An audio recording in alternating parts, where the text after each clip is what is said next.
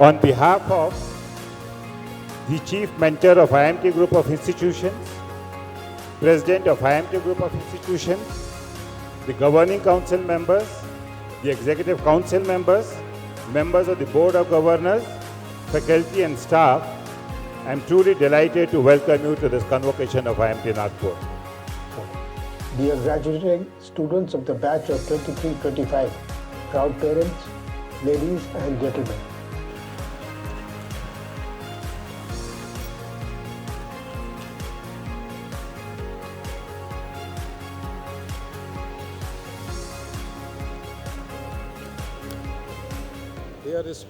Dear respected Chief Mentor, Shri Kamalnath ji, Director Shri Rajneesh Chauhan ji, distinguished faculty, guests, proud parents, see all of you over here, and most importantly, the graduating class of 23-25. A very, very good morning, a warm morning to all of you. I'm really honored to be here with you on your commencement from one of the finest universities in the country. You're really honored and lucky to be part of this institute. To the graduating class 23-25, my heartiest congratulations. You have earned this moment.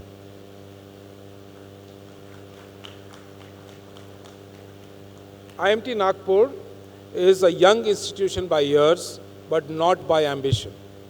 I've been watching its journey for the last over 2 decades. It has built a reputation for value-driven management education, strong academic rigor, brought in by the faculty sitting here, and an emphasis on technology, analytics, and sustainability, which is one of the core passion areas for me as well. Areas that are now no longer nice to have, but almost essential for any corporate operating anywhere in the world. You are graduating from an institute that believes integrity matters, that believes that sustainability is non-negotiable, and that management is about impact, not just about titles or about roles that you're doing. This foundation, to my mind, will matter more than you can realize. Today is not just a graduation ceremony for all of you. It is a handover. You are moving from classrooms to now consequences. You're moving from learning frameworks to making decisions. Many of you are already working, and some of you would start with very smaller decisions, but gradually you will move on to making much bigger decisions which will impact probably tens, hundreds, and maybe even thousands of lives. Hence, you're moving from potential to a very, very high responsible citizen of this world. You're graduating into a world that is digitally changing. It is accelerating like never before. Structurally uncertain, ethically very, very demanding, environmentally constrained. AI is reshaping the work. Markets are reshaping faster than regulations. And trust, once lost, is almost impossible to build. You're seeing that happen around the world in the last few months. But here is what I would like you to remember. Uncertainty that you're entering into is not your disadvantage. To my mind, that's an opportunity. Every generation that creates an impact does so because the world is unsettled, not despite the unsettlement. Let me share something very personal. When I graduated from IIT and then I went for my MBA, I believed, like probably many of you today sitting in the graduating class, that careers move in straight lines. And guess what? They don't. Over 3 decades, my journey has taken me across multiple roles, across global multinationals, entrepreneurial Indian companies, leadership roles both in India and abroad, including time spent in very different South Korea, far away from home, culture, and comfort.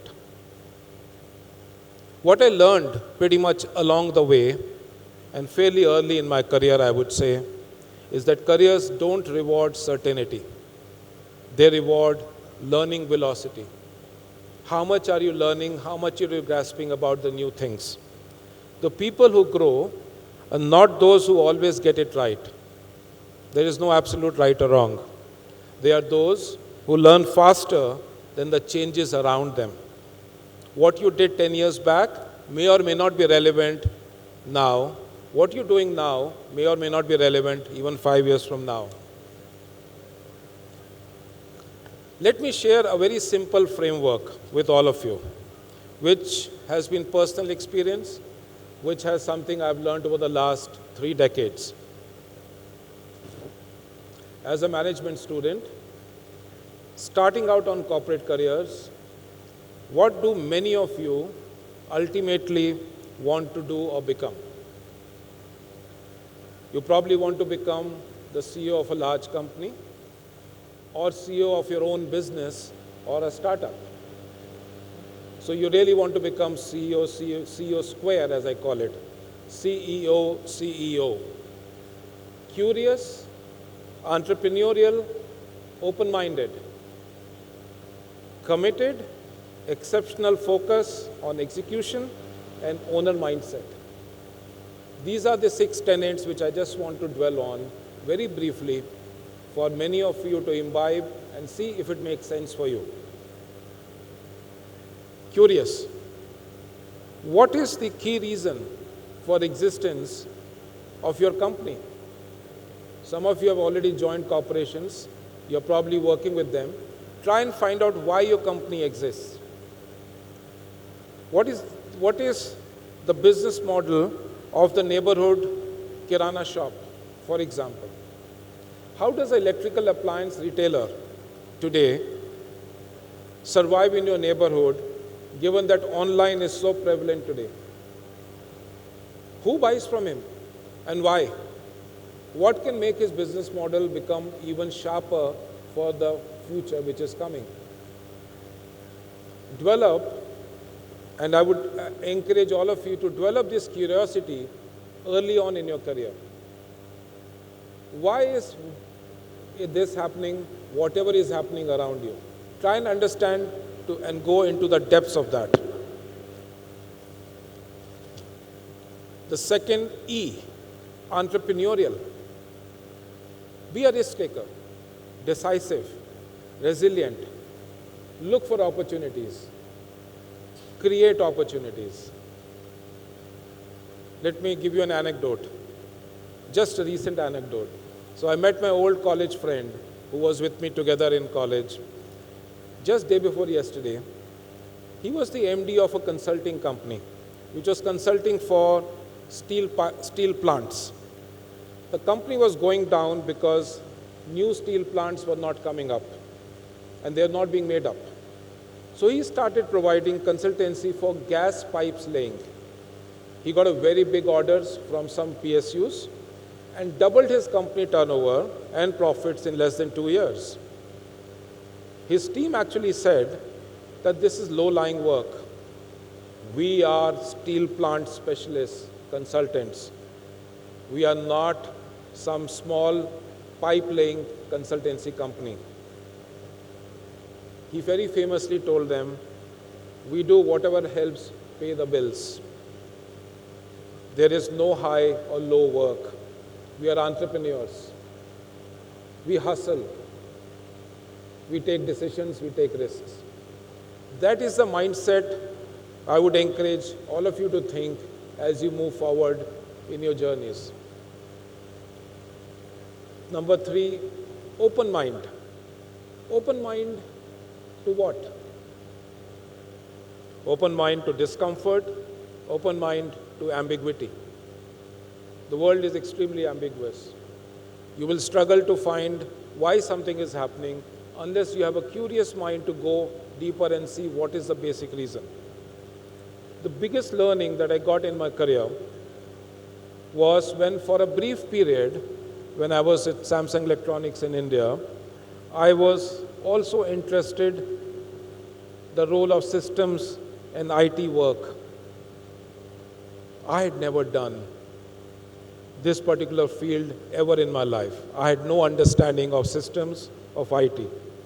But putting my mind together, putting a lot of hard hours behind what was happening, trying to understand with curiosity how it can improve, I was able to deliver massive results for the company.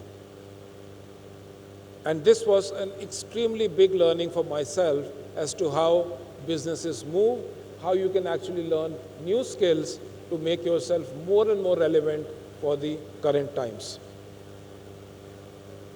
The next C, which is the next C of the CEO, be committed.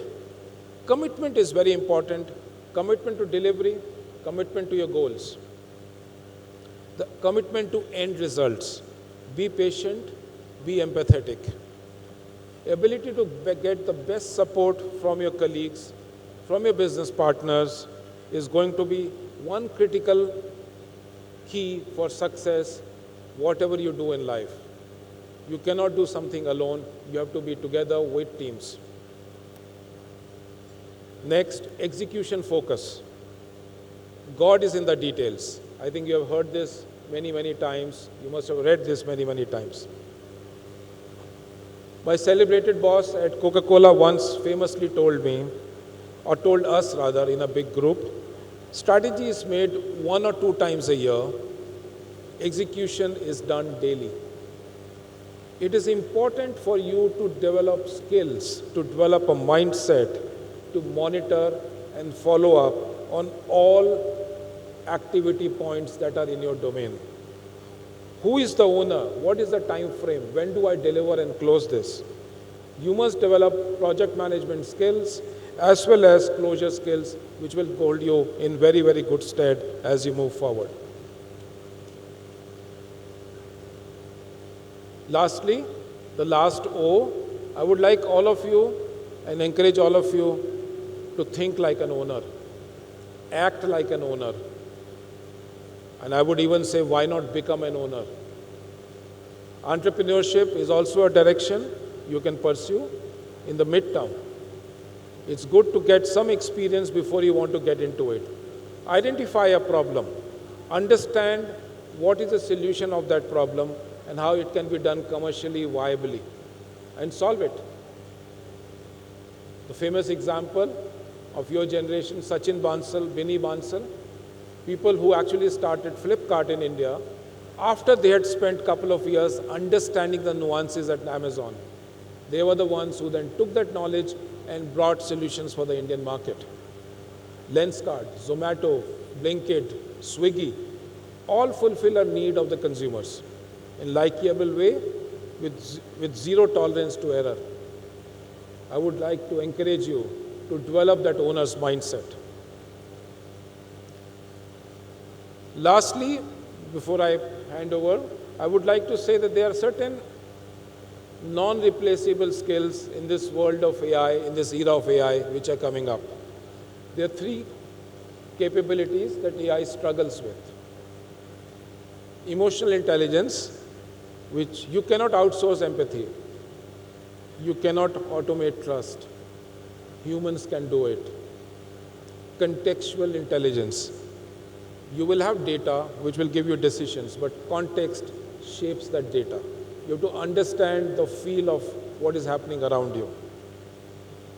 Knowing what the numbers mean and knowing when they are misleading is a very critical skill set that you need to develop over time. Ethical judgment. Just knowing that something can be optimized, you don't have to optimize it. AI can optimize processes, but only leaders can optimize consequences. Be aware of that. IMT Nagpur has prepared you technically. Now it is your responsibility to develop this judgment. Let AI help you make the right decisions, not the other way around. All the best to you and good luck in your journeys as you move forward. Thank you.